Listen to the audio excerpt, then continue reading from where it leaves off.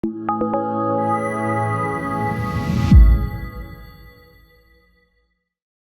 we're real excited today to have with us Dr. Rosane Oliveira.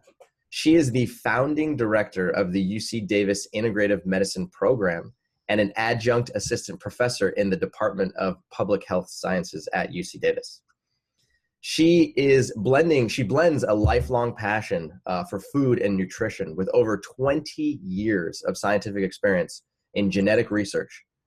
Dr. Oliveira is devoted to educating people about how their food choices affect their gene expression. And she's going to go into a lot of detail about that today, and how that gene expression can either promote and cause disease or promote longevity. So thank you so much for being with us here today, Dr. Oliveira. Yeah, my pleasure. Thank you for having me. It's so great to have you here. So we first met at the International Plant-Based Conference a couple years ago. And it was really great to see you there, and all the work you're doing is amazing. So why don't you tell us how you initially got into diabetes research in the first place? Okay, so first we met in person at the conference, but we actually met when I wrote you bugging you about something. I cannot even remember what it was, but it was through email that we met first. Yes. I'm not doing research on type 2 diabetes per se. I'm more interested in insulin resistance, but then I'm going to give you a little bit of background so you understand where I come from. So it was about early 2000. That's when I moved to the US to do my postdoc training at the University of Illinois at Urbana-Champaign. And while I was there, so I came to do research on cancer onset and progression using functional genomics. And we can go more in detail so you can understand what this means. But at the time, there was another person working in the same lab, and he was working on this area called nutritional genomics. And he was looking at the effect of dietary fat, or how much fat in a diet could be related to the onset of diseases, more specifically fatty liver or metabolic syndrome in animals, not in humans. But through working with him, we were looking at how is it that the amount of fat and the type of fat in the diet was changing gene expression. In other words, was changing how genes, or which genes are being turned on the specific time points after fat was being ingested. So that was basically what we were doing. And the more familiar I got with the scientific literature, the more I could see there was this connection between diet and genes, more specifically fat. And it was the very first time that we saw a clear link between specific genetic mutations, a certain dietary component, and onset of disease, and which was amazing. But like I said, at the same time, I was working on my own research related to cancer. And the more I read, I could see that some genes were showing up repeatedly. So no matter if you were working on fatty liver or cancer or some other diseases, some key genes were coming back, because there's this whole concept that people don't realize when you talk about health.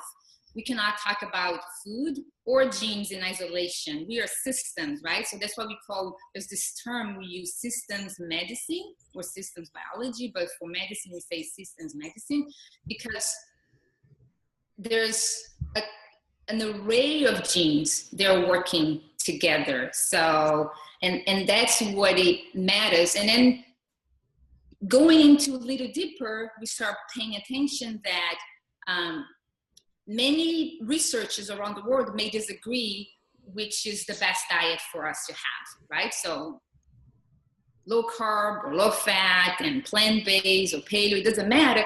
But one thing that most researchers will agree with is when you have insulin resistance, which is my main focus now, it increases risk of a variety of diseases, let it be maybe type 2 diabetes or cancer, being overweight, or obese. So insulin resistance is something that seems to be a hallmark to increase risk for a variety of diseases. And that's why it's my passion, and that's why it's the focus of the work that we are trying to start doing here at UC Davis.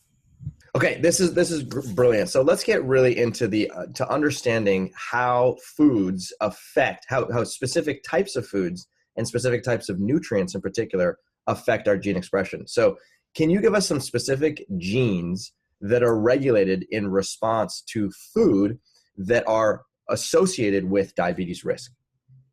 Yes. Let me see. I'm going to give you an example before, which is easier to understand. Then we go in specifically into diabetes, okay? So there's this one gene.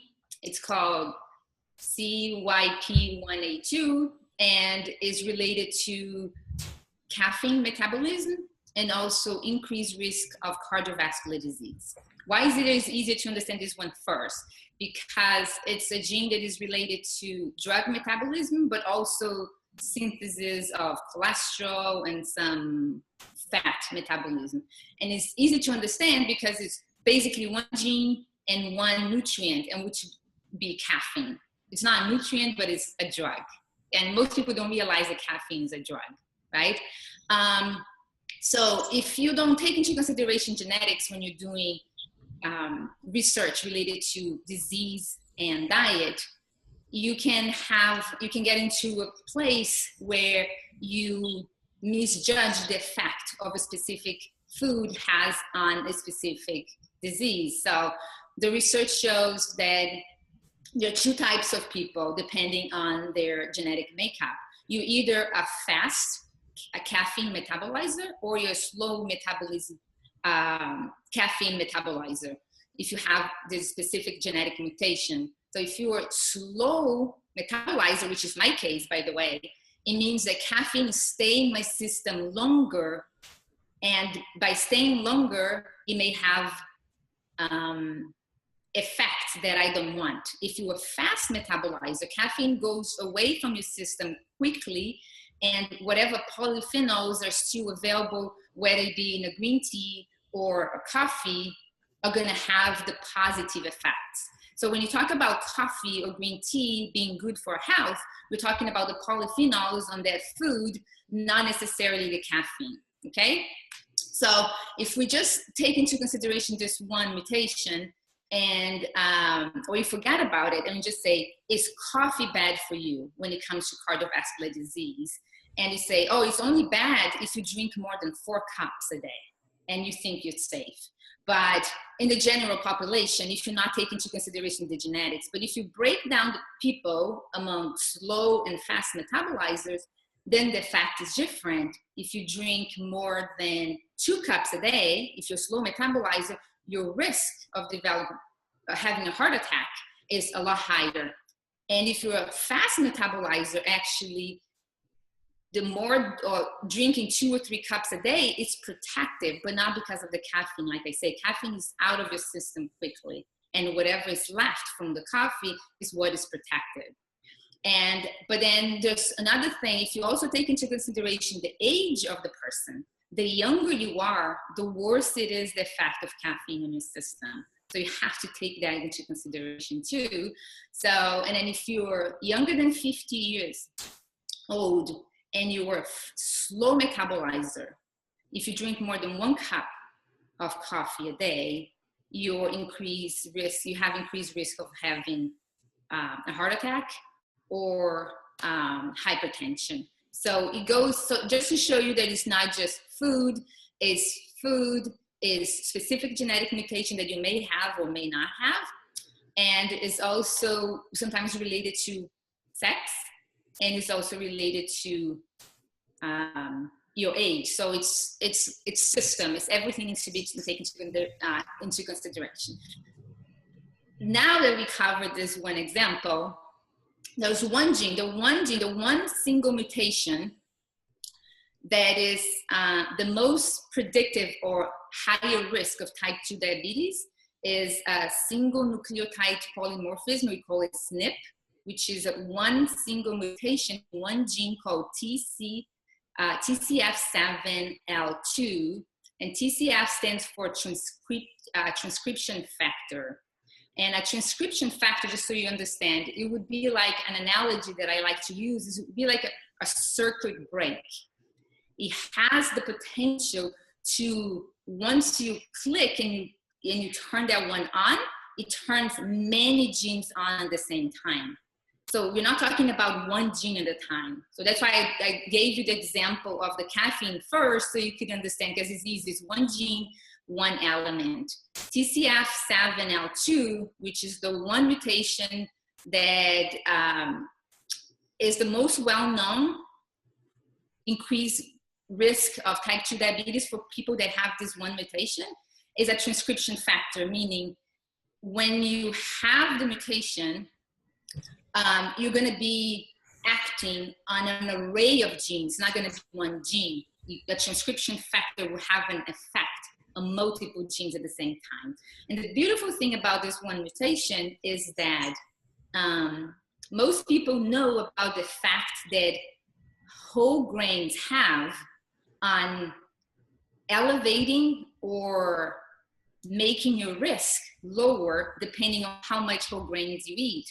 So there was research done, I can't remember the years specifically, but basically what they did was they looked at research done where they looked at diet, long-term diet of people that eventually developed type 2 diabetes, and they wanted to compare those that ate the most whole grains versus those that ate the least amount of whole grains. And they noticed that even though people could have the genetic mutation that in theory would elevate their risk of develop type 2 diabetes, the ones that ate the most whole grains had the least chance of actually developing type 2 diabetes. So it's not just having the mutation. Having the mutation is just a potential to develop the disease, but depending on what you eat, you may or may not develop the disease.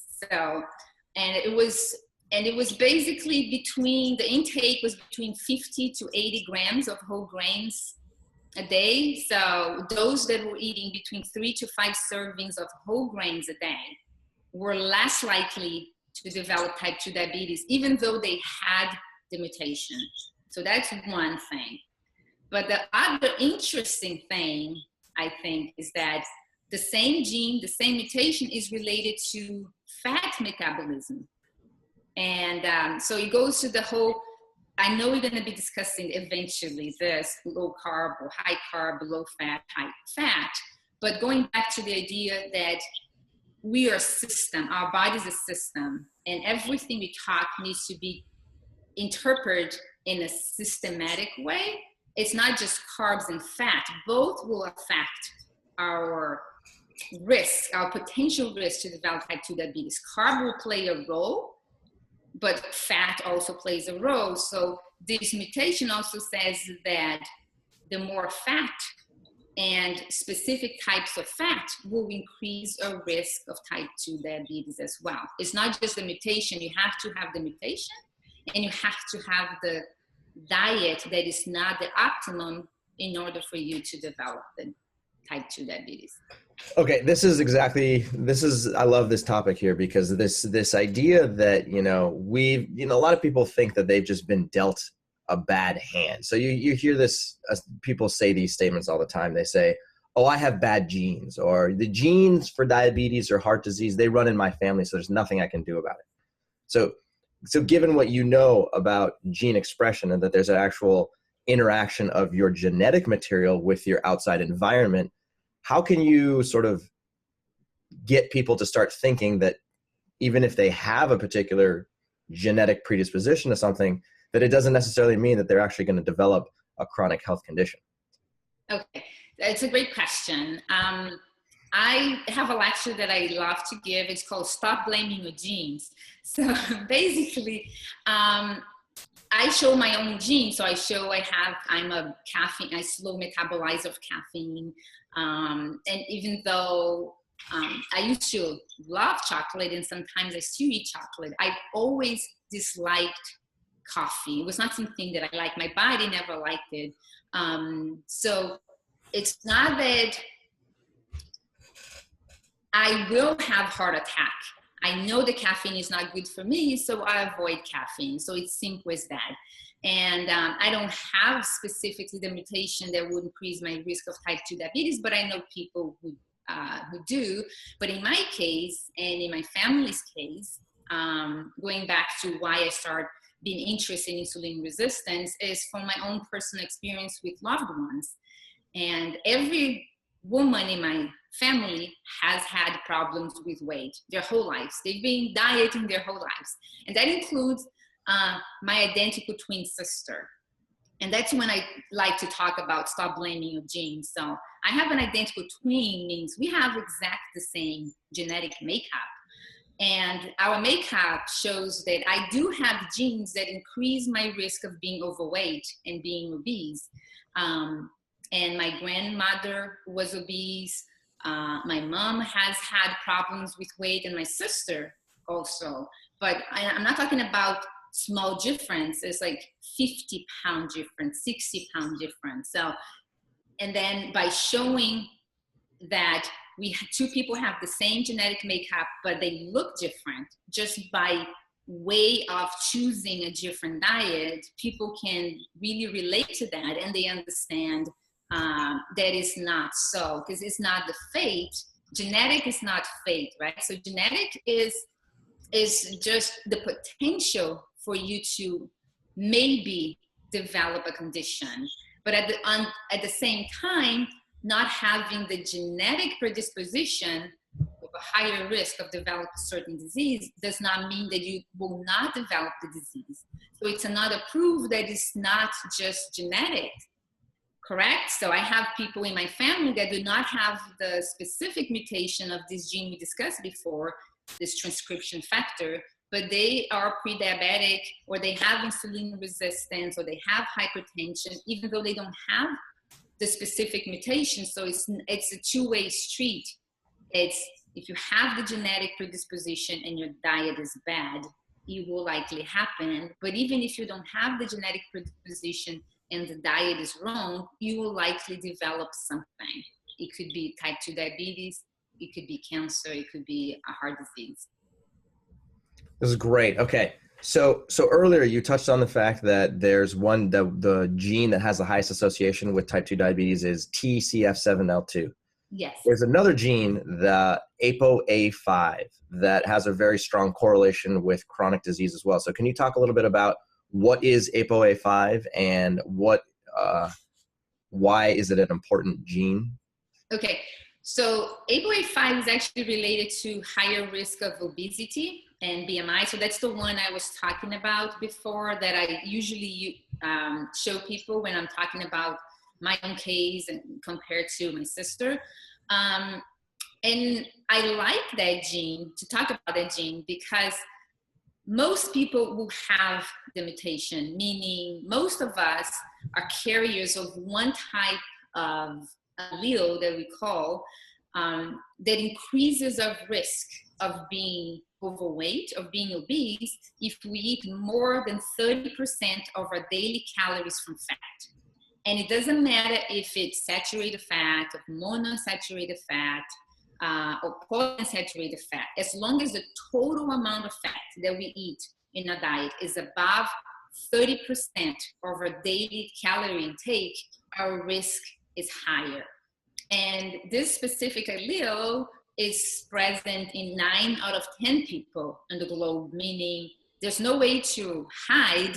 Most of us will have at least one copy of this particular allele. I have 2 copies, which makes worse.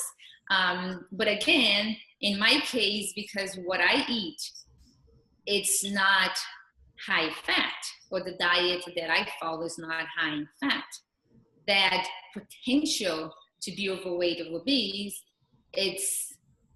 did not touch my life, but it touched the lives of everybody in my family. So basically that's it. And then before we move forward, I don't know if I'll have the opportunity to mention this, but I think now is the critical moment we can talk. The problem that I see happening a lot and it relates to the research done on specifically fat, is what most people believe to be low fat is not actually low fat. And that's key, because when you go and read scientific papers, even the PREDIMED study, which is the key study that most people like to mention, why is it that Mediterranean diet is the way to go when you want to prevent cardiovascular disease. And the control diet is something that they call the low-fat diet, but the low-fat diet is around 35% fat.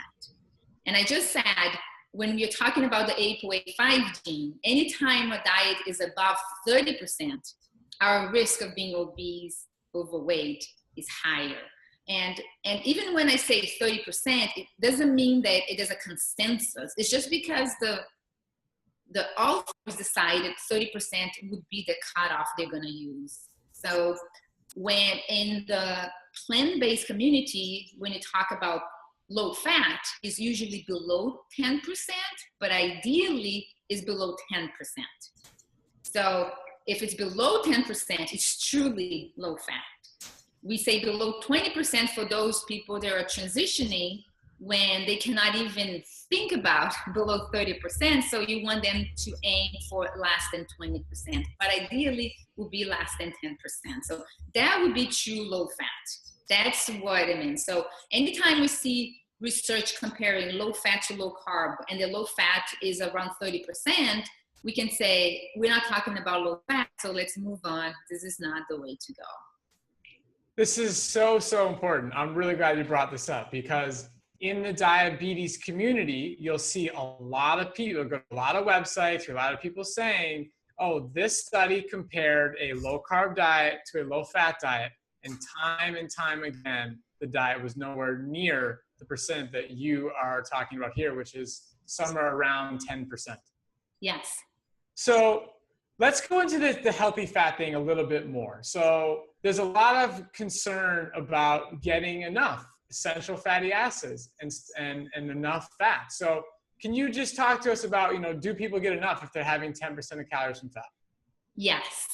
I love this question, because every time I'm talking about even obesity, not even type 2 diabetes, because it's two different things. When you talk about insulin resistance, then the topic of fat is even more important, because we know there's a clear link between the amount of fat, specifically the amount of saturated fat in a diet, and increased risk of developing type 2 diabetes. But I like to mention two things. When we say low fat, it's not a fat-free diet. So I say it's not fat-free because everything we eat has fat in it. When the same way people get impressed that there's protein outside of animal foods, most people also get impressed that there's fat outside of oils. And I say lettuce is about 8% fat, and strawberries, 8% fat. Oatmeal's 16% fat, total fat, when that's what I'm talking about.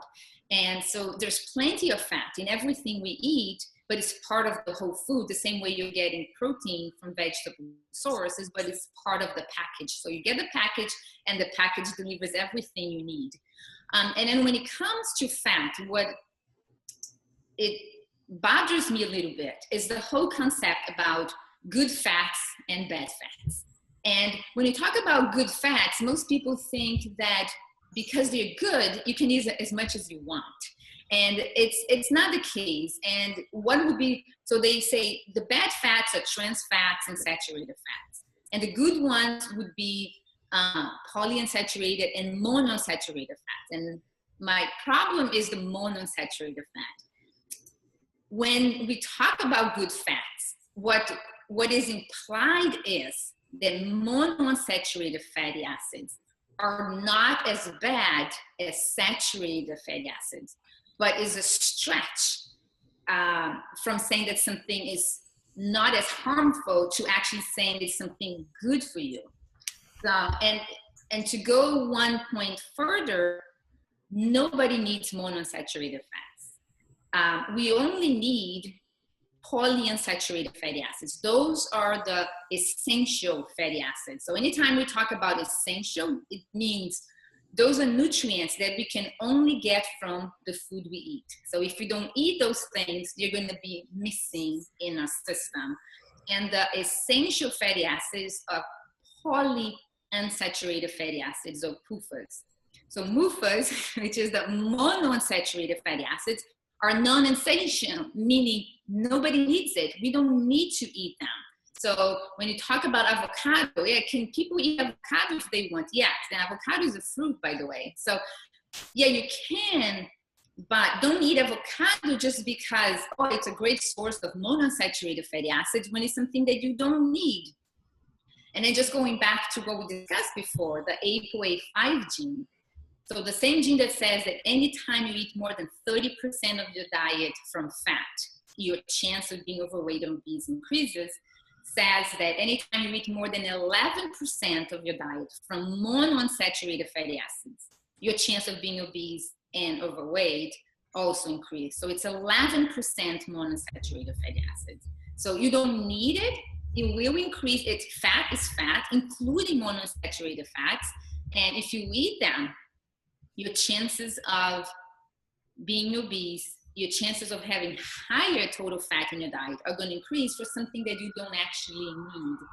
And so again, the only fats we need are polyunsaturated fatty acids. And the point I like to make about this, so what are they? It will be basically the omega-3s and omega-6. And what we need is between 0.5 and 1% of the total calories in a day, which is around 1.5 grams of omega-3 or omega-6. What happened is that most people have plenty of omega-6, especially if they use oils in their diet. Then they are like inundated with omega-6. Nobody needs to worry about bringing omega-6. And when we talk about omega-3 deficiency, it's usually a relative deficiency because we need to keep a good ratio, right? The ratio between amount of omega-6 to 3 needs to be 1:1 up to 4:1. So that would be a good ratio. But right now, we have the average American can have somewhere between 10:1 to 25 or 30:1. So people are taking omega-3 supplements, trying to get this ratio in balance, but it's never going to happen if they don't stop being inundated with oil, like omega-6 rich oils. And as much as you eat or take omega-3 supplements, if that's the route someone chooses, if you don't stop having omega-6 in your diet, excess omega-6, the ratio is always going to be off. So the take home or the practical advice is always to be avoid foods, especially oils that are very rich in omega-6. And if you want to eat omega-3 from natural sources, all you need is 1 tablespoon of ground flax seeds every day. And it's all the omega-3 you need. And if you want to take a supplement, you can take a supplement that is based on algae, not fish, and you're all set.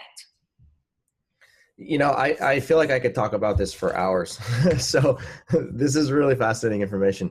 Let's just review the hierarchy of fat. So at the bottom, we have, which you didn't even mention here, trans fats, which are man-made hydrogenated fats. Then on top of that, the next worst fat in line would be saturated fat. Is that right? Yes, but one thing, trans fat is not just man-made. There are natural occurring trans fats in animal foods too, especially animals that ruminate. So if we're talking about red meat coming from beef, or you're talking about dairy products, we're going to have natural occurring trans fats in those products as well. Okay, great distinction. Thank you for saying that. So we'll say that the man-made hydrogenated trans fats are the worst of all the fats. Then slightly better than those are saturated fats that come mainly from animal products. Slightly better than those are monounsaturated fatty acids, which are the MUFAs. And then the best of all of them are the PUFAs, or the polyunsaturated fatty acids. Is that the right hierarchy? Well, yes and no. Okay. Okay, great. The thing is, we don't need trans fats and we don't need saturated fats. It's just that even if we only eat plants, we're going to get a small amount of saturated fats. Trans fats we can avoid altogether. And there's a consensus that nobody needs and nobody should be eating trans fats. So the World Health Organization is going to say that the only safe level of trans fats is 0. The National Academy of Science will also say that the only safe level is 0. When it comes to saturated fat, the National Academy of Science does not have an upper limit, because they say any increase in the amount of saturated fat you eat will increase your risk of cardiovascular disease. Okay, so but then the American Heart Association wanted to have some room for people that will eat maybe nuts. Nuts are going to have a certain amount of saturated fats. Avocado will have saturated fats. Chocolate will have saturated fat. So there's a lot of foods that people will eat, even on a plant-based diet, they have saturated fat. So they say as long as it's not above 5% of your total calorie intake, it could be okay. But like I said, the National Academy of Science says there's no upper limit. If you can avoid, avoid. But it's not like trans fat that you should avoid. So I wouldn't say it's better than trans fat. To me, saturated fat is just as bad. It's just a trans fat. You can completely eliminate in saturated fat. You have to be more mindful of the presence if you have those high fat foods in your diet, because they're going to come back as part of those high fat foods. Then the monounsaturated fatty acids, they are not as detrimental to our health. So if we have them in a diet, it could be okay, but they're not actually bringing a benefit. They're not just causing harm as much as the other ones. So if they are there, you could still be okay. But again, the more monounsaturated fatty acid you have in your diet, the higher your risk of being overweight and obese. And then lastly, the polyunsaturated fatty acids. And I like, this is a good distinction, because there are some scientific research that came out saying we had people have high polyunsaturated fatty acid in the diet, and the risk of cardiovascular disease was just as much as having saturated fat. The reason is because they ask people to remove saturated fat and use oils that are high in omega-6. So if you're doing that, you're not doing any good. So just saying polyunsaturated fatty acids are great without making a distinction that we are just saying, as long as we're getting them from whole foods, it's key. Because if you're just removing saturated fats from animal foods, but you're eating a lot of oils that are high in omega-6, your ratio of omega-3, which is anti-inflammatory, to pro-inflammatory omega-6 is always going to be off. So is it too complicated? I just wanted to make sure we understand the facts correctly. No, it's not too complicated, but I mean, I think what you're hitting on here is the fact that it for the average person who doesn't really have a background in nutrition, who hasn't spent a good portion of their life researching, who isn't a research professor, it gets confusing because you have all these terms thrown around: MUFA, PUFA, saturated, unsaturated, omega-6, omega-3, and then at a certain point you're like, I don't even know what to eat anymore, right? But I think you did a really good job of explaining that there's actually no need for trans fats at all. There's no need, or your recommendation is to get rid of saturated fat altogether, and I would be in full agreement of that. And then to really focus on those polyunsaturated fatty acids at the top. There's no question about that. Just the amount you need, nothing extra, and no oil whatsoever. Okay. So you said this earlier, but let's just clarify this. Is there such thing as too low fat? And if so, what is that? I think not. the same reason that we say just no such thing as low protein, as long as we are eating enough food, enough whole foods that will sustain our weight, we should be getting the protein, the fatty acids, and the carbohydrates we need and the amounts we need, because we're getting the whole package. The food will deliver everything we need. Perfect. Okay. Brilliant. So let's go. You alluded to the fact that we would talk about the difference between low carb and low fat. And I think we know that for the majority of people living with diabetes, you're sort of bombarded with these two messages, right? There's a whole bunch of people, there's scientific information that says eat a low carbohydrate diet. Then there's testimonials from people that say eat a low carbohydrate diet. Then on the opposite side, there's scientific justification for eating a low fat diet. And there's also testimonials as well. So the average person is just caught in between, and they say, well, I don't know what to do.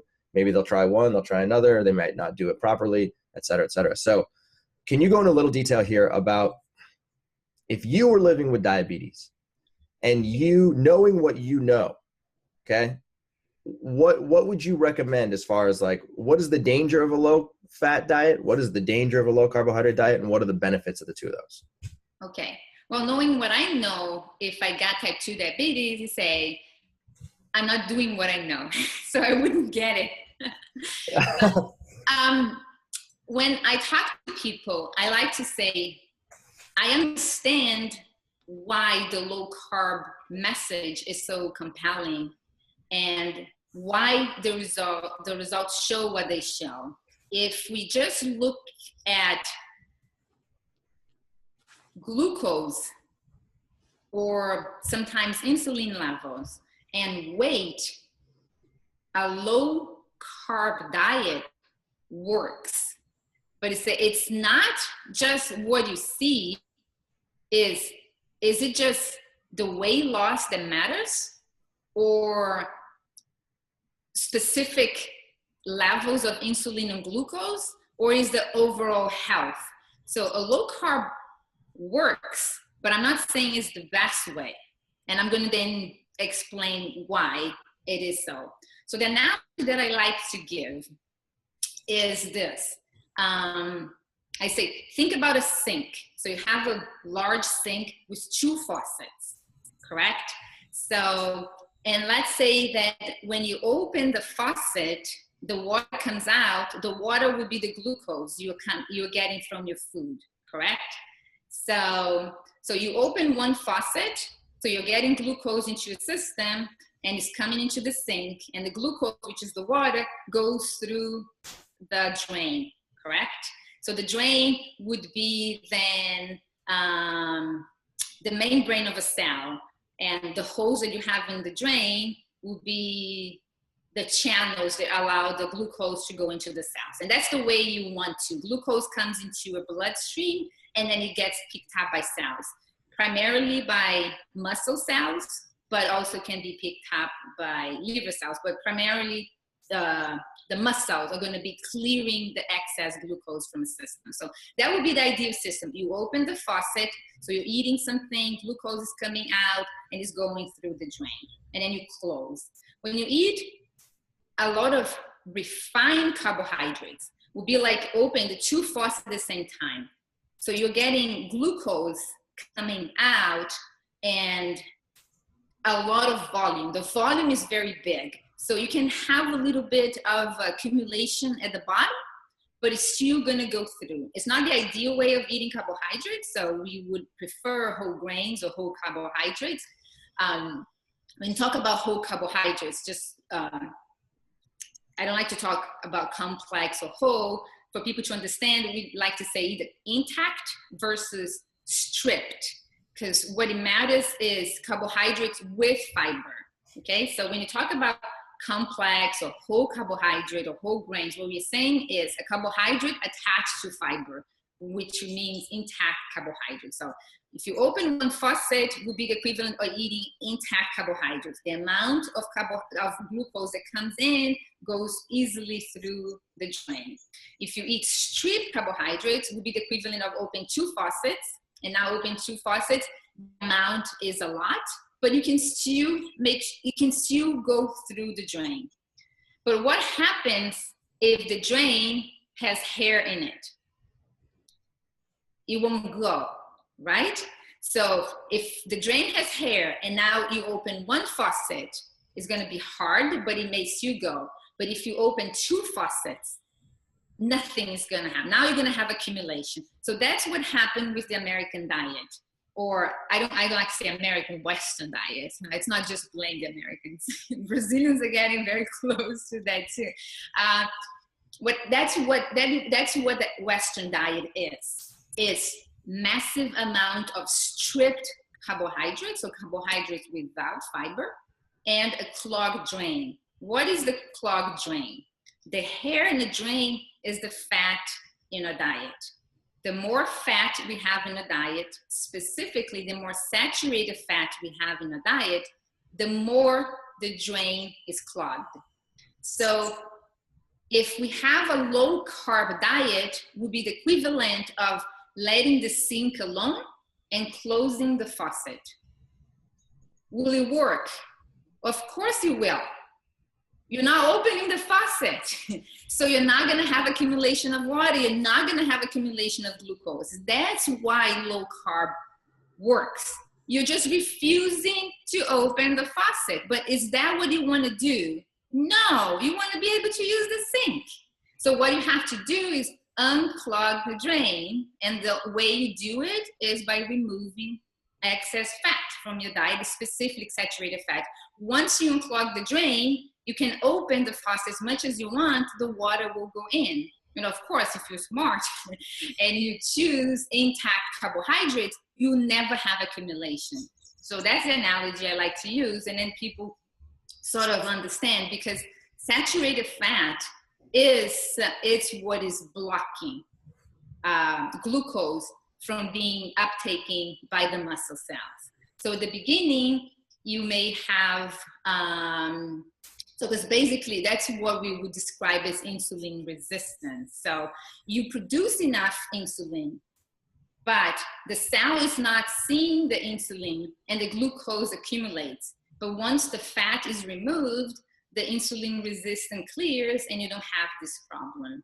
And just to make the point a little further, it has already been shown that people that follow a low carb diet, they do lose weight, but the insulin resistance still exists in the muscle cells, meaning outside they look great, but the muscles still are not uptaking the glucose. So the metabolic condition still exists even though they lost some weight. That's really, really important right there, that information, because it's so confusing. And so to understand how, you know, the biology that we're talking about can explain both approaches is really good. And then that makes sense why we can choose to follow a low-fat diet. Yeah, there's another reason. This is like the molecular explanation, but there's a simpler one. And it has to do with calorie density. I think you had someone that you already interviewed that specifically talk about calorie density. I don't have to go into that. But if we compare the caloric intake of Americans from 1970 up until now, there's this myth that Americans have been following a low-fat diet for all of these decades, and that didn't work. And because of that, the answer is to follow a low-carb diet. The problem is that this is nothing but a myth, because if we compare, so in 1970, the average caloric intake of the American was around 2,000 calories. And now in 2010, it was around 2,500 calories. So it's 500 calories more a day compared to 40 years ago. So that alone can explain why Americans are overweight, and it's just the amount of calories alone. But if we let's break it down. If we break it down into sugars and grains that they like to really blame for the epidemic of diabetes and obesity, what happens is sugar, compared 1970 to 2010, increased about 10%. And sugar intake is actually decreasing in the US. The peak was in 1999 and is being steadily going down. So sugar intake has been going down and people are still getting overweight and they're still getting type 2 diabetes. So sugar is not to blame, even though stripped sugar shouldn't be our main nutrient in a diet. When it comes to sugar, I always people like to talk, should you avoid sugar? No, it's not about avoiding, it's about reducing, it's about limiting your consumption. And what would be this limit? Would be 5% of your caloric intake.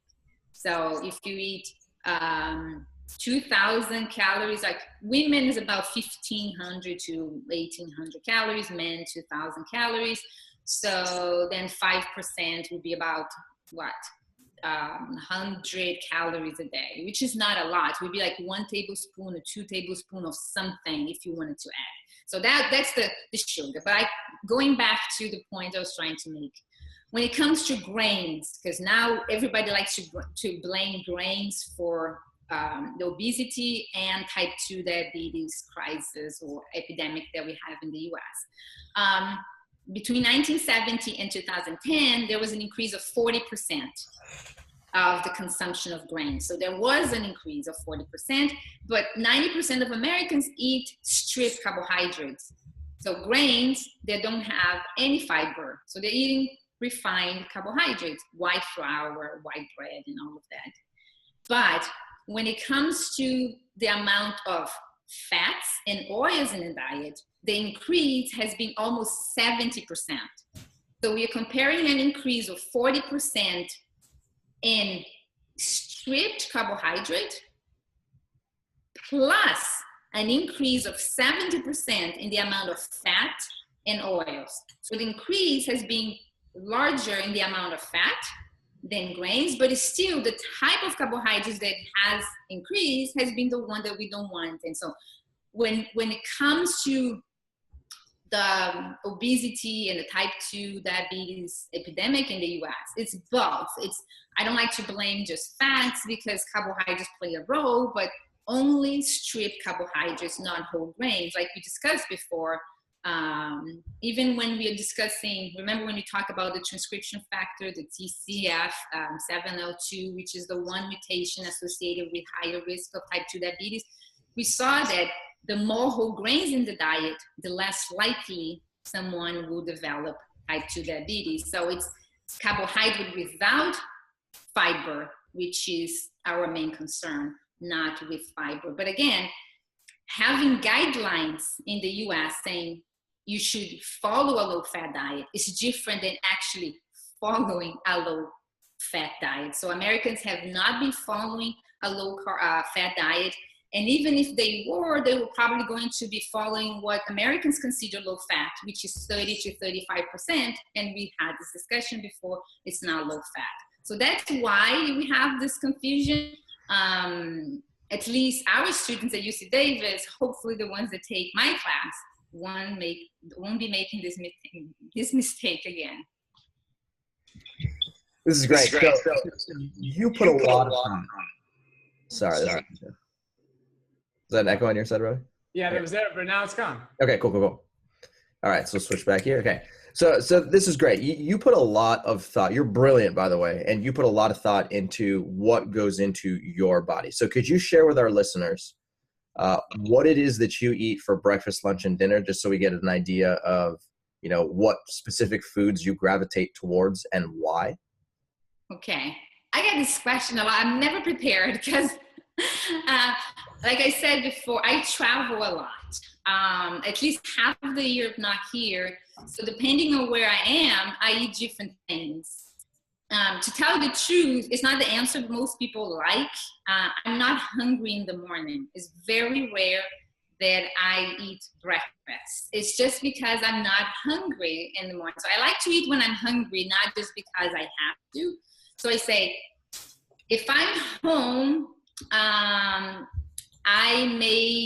usually I will eat fruit, but sometimes instead of eating breakfast, I eat at 11 and it's my lunch. And if I don't have anything prepared, I eat beans and I eat corn. I eat sometimes pasta with veggies. What else? Let me see. Yeah, that would be lunch for me. There's always some sort of bean, or there's a grain, rice or rice pasta. Wheat does not agree well with me, the same way that I don't like to blame gluten. It's just that for me, believe it or not, oats are worse than wheat. So oats, even though oatmeal is fantastic food, it's not good for me, so I avoid that. But like for instance, my mom is just transitioning to a plant-based diet now, so she's been eating oatmeal every day. I'm very happy for her for that. There are friends of mine that eat plant-based yogurt with fruit. Some eat just cereal, whole grain cereals with plant-based milk. Some eat toast, whole grain toast with hummus or smoked tofu. So there's an array of things people can eat. I just don't eat those things. I usually keep it simple. I was in Brazil, I was eating mangoes for breakfast. So back now in the US, like I say, I'm not usually hungry. If I am, sometimes I just drink a juice, because we have a juicer here, so it changes. For lunch, like I said, usually there's always a bean. I love eating beans almost every day. If I can, I will do that. It can be a bean salad, or it can be a bean chili, very easy to prepare. And for dinner, I'm just coming back from 6 weeks abroad, so I haven't been eating my US food. So in Brazil, for dinner, I was just eating basically what I was eating for lunch again. Either I'm thinking what I was making. I was making at home. So it was, those glass noodles. Every day I would eat the glass noodles, rice noodles, Thai noodles, made different way. One day I would eat cold because it was 100 degrees there. It's summer, and it would be simple with red peppers, corn, palm hearts. I love palm hearts. And I would just make an easy dressing with garlic. Am I going into detail? I just like people to understand. So garlic and mustard and balsamic and vinegar. And I would just mix that and put in the fridge, and then the taste would develop and it would be ready. And then whenever I was hungry, I would go and get it. Sometimes I would make the same glass noodles, but instead of being cold, I would just saute vegetables with garlic and onion, and I would just eat that simple like that. Sometimes I would eat a veggie burger, just a patty, with green salads. I'm crazy about sprouts. I love sprouts, so I eat sprouts almost every day too. So if I eat beans, or if I eat the pasta, the rice pasta, I like always to start with a salad and fruit for dessert. So that's basically it. This is great. I mean, it's nice to hear how simple it can be, and how there's you described a lot of different foods there, which is really great. So there's people, they're kind of new to this, listening to it. They're like, they just don't know what to eat. It's all brand new. So let's bring this all together. So in the beginning, you talked a lot about how a lot of your work relates to insulin resistance. You know, that's obviously a problem for diabetes. So in general, let's just make it clear. What is the diet that you recommend to people that are living with diabetes? Very easy. I say low fat, whole food, plant-based. And it sounds complicated, but it's basically a diet that is primarily of vegetables and fruits, some whole grains if you are so inclined, some beans if that's something that you like. Usually it's good to have either whole grains or beans, just for people feeling full fastest. So those two are the easiest for you to feel full, the easiest. And what else? Yeah, that's it. Primarily fruits and vegetables, but I say low fat. Usually before, the focus was always on plant-based. But now every time I give a talk, I say low fat is really critical too. So you have to have both. And one thing that I like to always tell people is it's never about what you're avoiding. So that's why we don't say the V words, vegan or vegetarian. I was vegetarian for 20 years before I went vegan. And actually the first person that corrected me from saying the V word was Colin Campbell, as I was talking to him, and he said, don't say vegan. And so that's when got me thinking, because it is true, because I don't even like to go into you can be vegan and eat Oreos and French fries and drink Coke. Yes, you can. But there are vegans that eat more healthfully than that. But there are vegans that will eat mostly whole foods, but they will bring a lot of oils into their diet. And if you're just starting, because when we give talks, people say, oh my God, I have to eliminate everything, including oil. And I say, no, if oils will make you eat more veggies, keep them at the beginning. You're doing that. If you are just removing animal foods now from your diet, don't worry about removing all the oils. Remove the worst ones first. Keep the one but use very lightly until you feel comfortable enough that you can remove the oil as well. It's very hard. One thing that I also tell our medical students here, because when you see a patient and if you say, oh, you need to eat healthfully and you need to exercise, goodbye, I'll see you in a month. Nobody's going to do it, because eating healthfully means different things to different people. You have to be very specific. So I always tell them, when you're going through a transition, always be specific, and better yet, always have a time frame, because the rest of your life scares of other people. I know that you both have type 1 diabetes. So when you first diagnosed, say, I'll have to deal with it for the rest of my life, it scares. The rest of your life scares you. So when you ask people to change, ask them, can you do this for the next 30 days? Then come back and talk. Then people come say, oh yeah, how was it for 30 days? Let's do it for another 30. When I stopped dairy, I myself could not say, I'm going to do that for the rest of my life, because I did not believe I could. I just said, I'm going to do this for 6 months and then I'll go back.